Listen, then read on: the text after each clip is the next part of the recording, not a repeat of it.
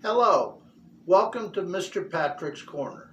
Today I'm going to show you what happened after I did my shooting.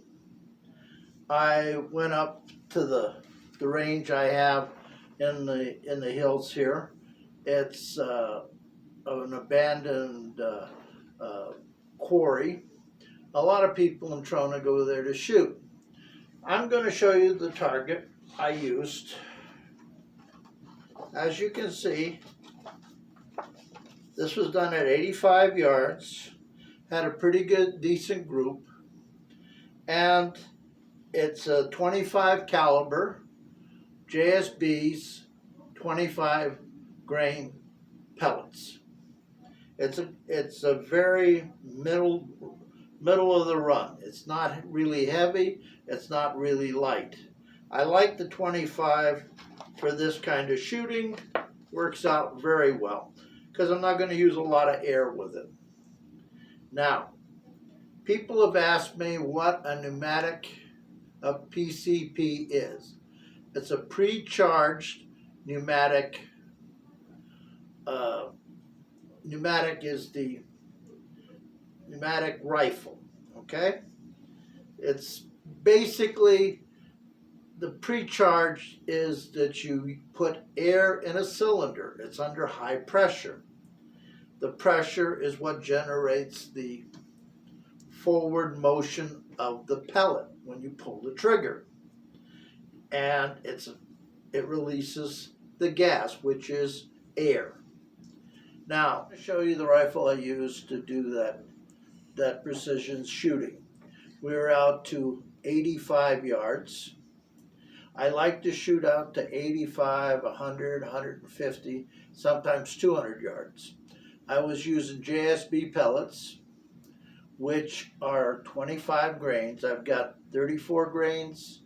JSBs, I've got some Hatsan, which are basically 25 grains too.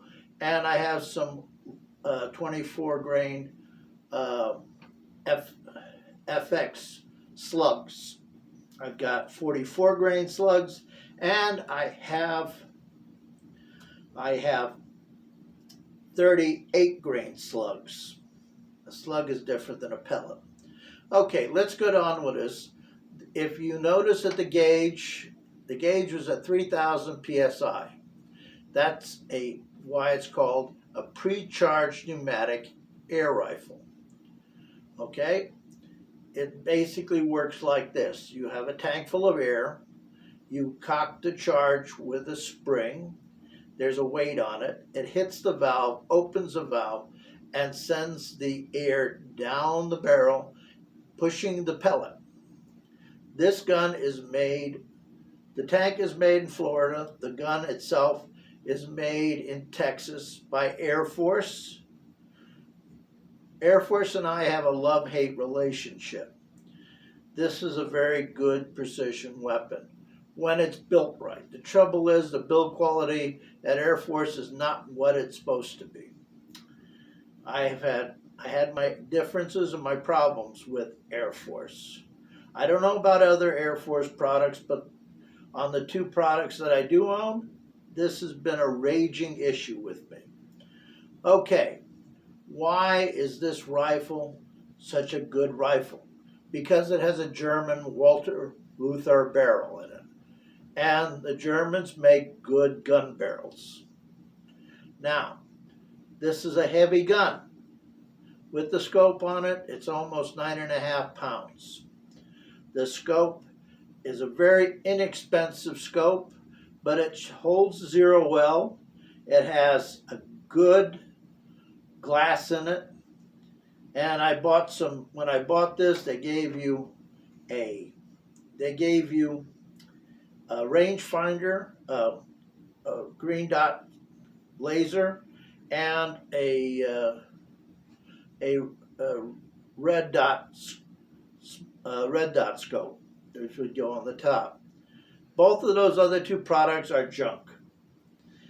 The green laser only goes out about 10 to 15 feet, but they put the money in the glass. They didn't put it in with the other stuff. They put it in the glass, and it's a very accurate and very sharp glass. It shoots out well to almost 200 yards. And for this rifle and this distance that I'm shooting, it's a very good system. Now, what I'd like to do for improvements on this, I'm going to probably buy a real good green laser that goes out a couple of 100 yards.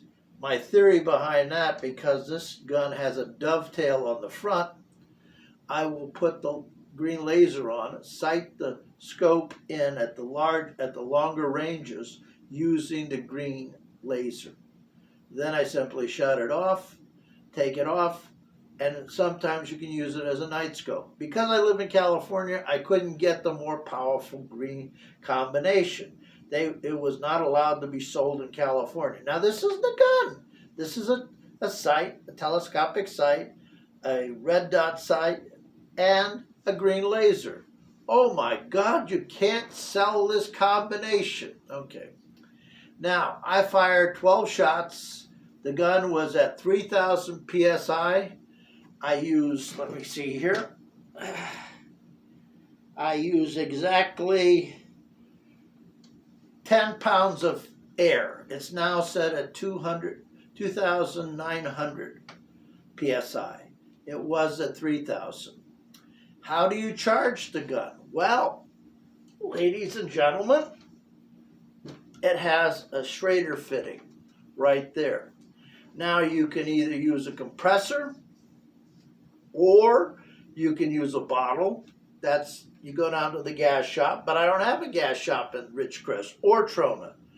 That's why I had to get a compressor. Now the compressor is very good. It's a GX2. It works well. It pumps this thing up in about 5 minutes. Now, if you're out in the field though, do you want to do that? To get the max power, you need a way to put air in the gun. At this point, this is the end of the first part of this video and blog post. The next one, I'll show you the manual filling of the tank. Now, one of my subscribers asked me about British air rifles. And the only thing I can say is they have very good quality, but they don't have much power. See, I'm a power freak. I live in America. There's no limitation on air guns. In Great Britain, they have to be under 12 foot-pounds of energy. You actually have to prove that your gun is shooting at under 12 foot-pounds of energy, or they will arrest you for not having a firearms license. Anything over 12 foot-pounds of energy requires a firearm license, a background check, and all the other wonderful things about Great Britain. That's why they have so many knife attacks. And this rifle is suppressed. What is a suppressed rifle? Well, it quiets it down. This one is putting out 1,100 feet per second.